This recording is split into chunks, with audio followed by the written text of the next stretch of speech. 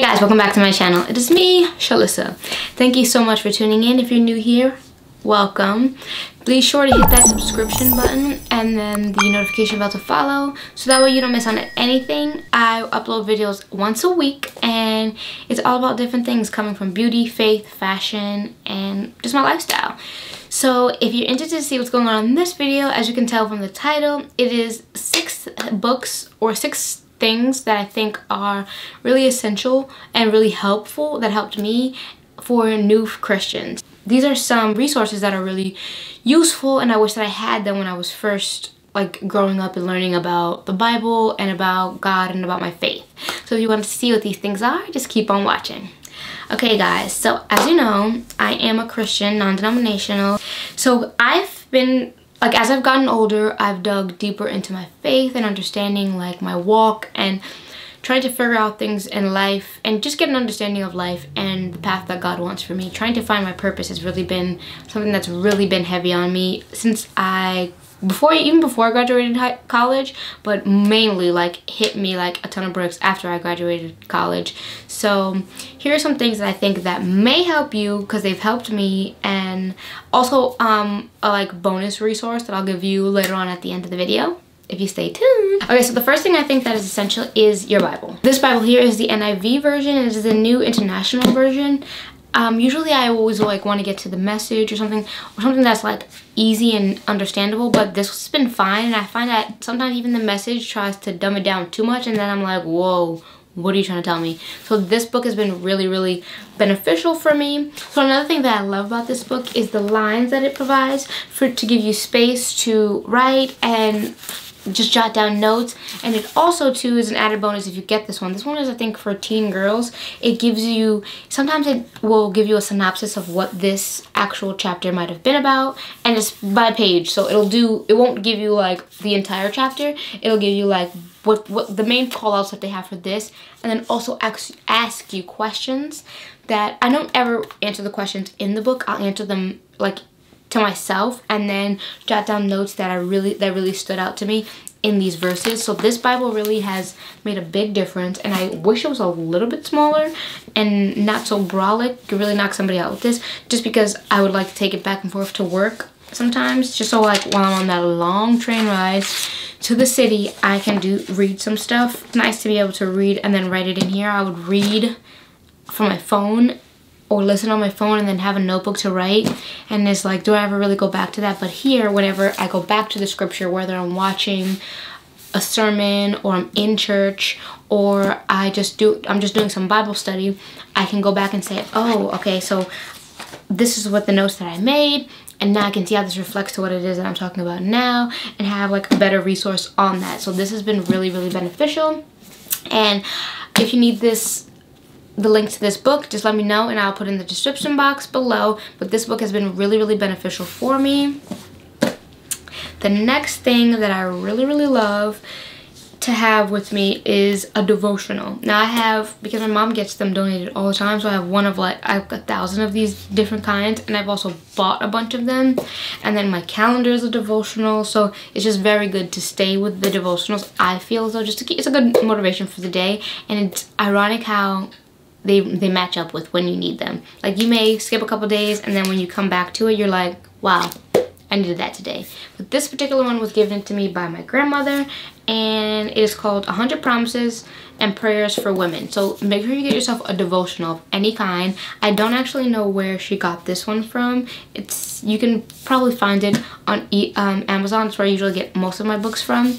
Or if you have a Kindle, save trees, get it on a Kindle. But a devotional is really helpful. I would go in and I would just mark every day and then just go and read something, and then every devotional is different. Some of them I've had where they just have the devotional. Here they have the devotional on one side, and then their call outs from accredited women, and sometimes men too, I think. I'm not sure if it's just women.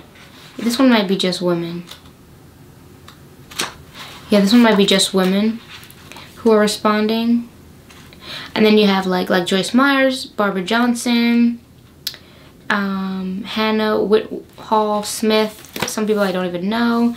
Oh wow, for this one I was all the way at day 71. Look at that.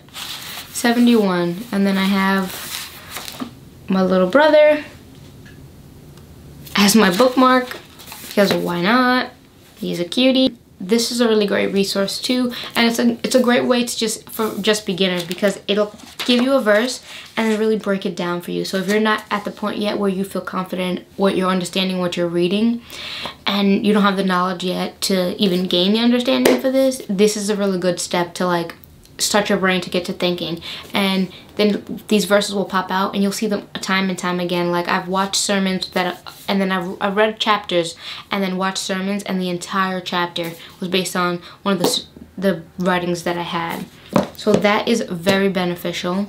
Then another book that I think is very beneficial for me, which a friend gave me for Christmas in 2016, is this book here, Habits of Grace. This right here, along with the next book. So I feel like this is a great, I didn't finish this book because this right here is like no bones or meat. Like you really got to be ready to take this in, and it's a great guideline on how to pray and how to Bible study and how to prepare and to warm yourself for meditation, and just there's so many key things. I'm almost done with this book.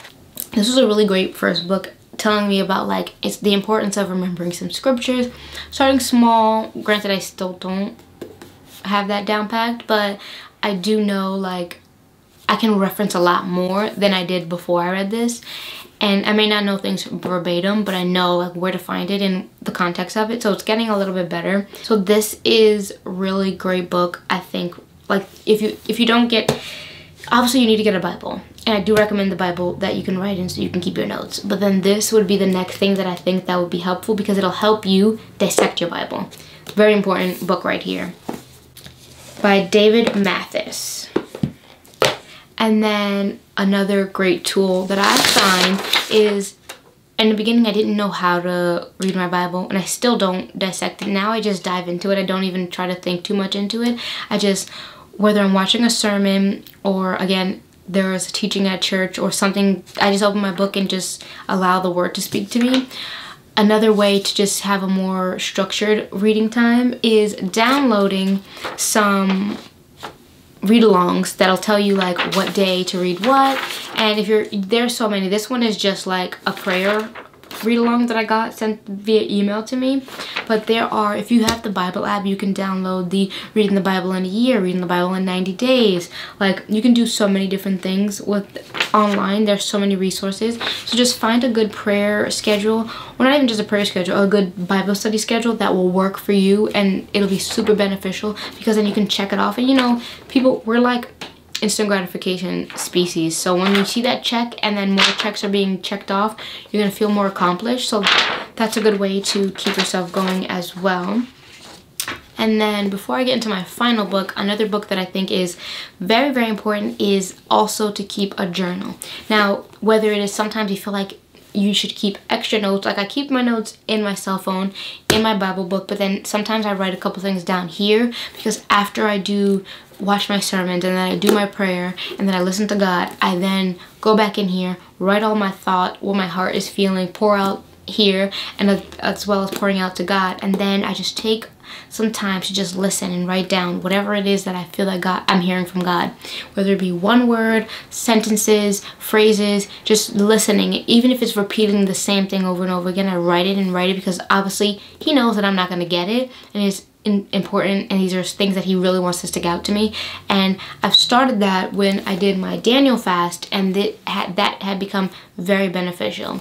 So that is where I'm at now with it. And you know, so it's like more, it's a journal for everything, not just for when I need to talk to God. It's like sometimes I'll just write when I'm really upset, and sometimes when I'm really happy and I had a good day, I'll write in here. So this is a very beneficial book. And then I really love that it has the silver pages in the inside. This book has been through a lot.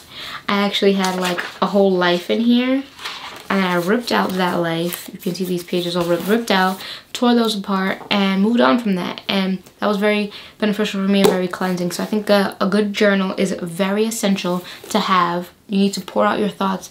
I most of the time will just watch sermons and regurgitate that way, but I'm finding it to be more beneficial when I write these things down and take time to really reflect on them, because you really shouldn't just be watching something and going about it. It's really good to reflect in it and to keep that in your prayers for a couple times. So that is super beneficial.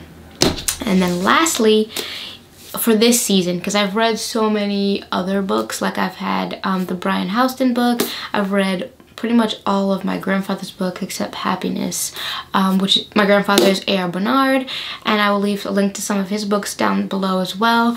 A book that really sticks with me is 4 Things Women Want, and I do believe he's coming out with another book about patterns and principles, which is my favorite sermon he has ever done. I'm really big on that, and if you haven't seen it, you should really look on YouTube. He don't got a lot on YouTube, so it shouldn't be hard for you to find, but in 2019 we're working on that. But Patterns and Principles is a phenomenal thing to follow. It is great. Like, I don't know about everybody else. Everybody else may be interested in just doing things on the whim, and granted, some things you want to have freedom and control to do for your life within guidelines, but then there are some things where you're just not taught. You're just not taught how to be a mother. You're just not taught how to be a father. You're just not taught how to be a Christian. And for Patterns and Principles, I think that it's a really great reassurance because it's biblical based, and it kind of just brings you back and gives you understanding about life. Like, you can take so many things from that, but I really love that sermon and that he's done. He's done it at a couple of churches differently, and I think it was like either it was a 2-part or like a 4-part series to that. It was amazing though. So I encourage you to go check that out. But a book that I also find when you're first and new going Christian, or you're new to this faith and you're trying to figure out if it's for you, is this book by Joyce Meyer, and is God Is Not Mad at You. Now, first I got the book because I was watching a sermon from her, and I think she was talking about God being mad. I believe that's what the sermon was about. And I was like, you know what, let me try this book. I'm really enjoying Joyce Meyer, which I hadn't really dived into her before. I was like, yeah, I don't know if that's really for me. Like, what she has to say is really for me. And again, I'm not perfect, nor does I expect anybody else to be. But I do really feel that there are seasons and reasons for when pastors come in your life. And when she was preaching, I was probably just not mature enough to understand what it is that she had to say. And now I love hearing her sermon. She speaks really well, and it's one thing to get with a pastor that you can feel their genuineness, and that I do feel from her when she speaks. So I just really enjoy listening to her and her word, and this book was phenomenal. Like, I literally have told my friends, they probably ain't buy it, but I told my friends to get this book because this will change your life. It'll put you in the right step to moving forward. And this book is not just about God. Like, most people are going to think, well, okay, that's going to help me understand why God is doing this or why I feel this way about God. You will get some of that in this well, but it'll also, for me, this was about life. Like, she talks about daddy issues and anger issues within her husband and how she raised her kids, and just coming out of hurt, pain, and regret, failures, and all of that. Just feeling like God was pushing her down, but when she got mature enough to realize that actually God was fueling her and bringing her through the fire to bring her to where she is today. This is an incredible book, and I really recommend that you get them. I mean, I recommend that you get everything, but if you could only get some of the books, obviously the Bible, and then these 2 books here. Now again, I didn't finish this one, but I did finish this one. This one was a great start, and this one was like front to back. I read this one, finished it, loved it. Tell everyone that I know you need to get this book, and you too need to get this book. I'm not sponsored. They don't know me. She don't know me. I mean, A.R. Bernard knows me because that's my grandfather, but I don't got his book right now. I don't got it up here because I gave it to a friend and they never gave it back. So those are some really powerful books that I think that will be helpful for you, and I hope that you guys enjoyed this video. And whether you take 1 book, 2 books, 3 books, or them all, I think that it'll lead to you finding out what works better for you. So I encourage you to dive deeper and to just learn a little bit more about yourself and your faith. So I hope you guys enjoyed this video, and I hope you guys leave a comment below on what book you're interested in. If you have any other books that you recommend, I would love to know, because I really like to learn and read and gain knowledge and understanding from very different things. So, you know, because as you know, wisdom is one of the most important things. So I'll see you guys in the next video, and please be sure to give this video a thumbs up and hit that notification bell, and well, subscribe and hit the notification bell to follow. And I'll see you guys in the next video. Bye. Yo, look, hey yo, I open my eyes, the sunrise right atop my cranium. Stress weight the body like uranium. What's the verbatim? Everyday life deja vu. Only fear is I start to get comfortable, not wanna be typical. Climb my way to the pinnacle while I'm alive in my physical, yo. And money soon be the ritual.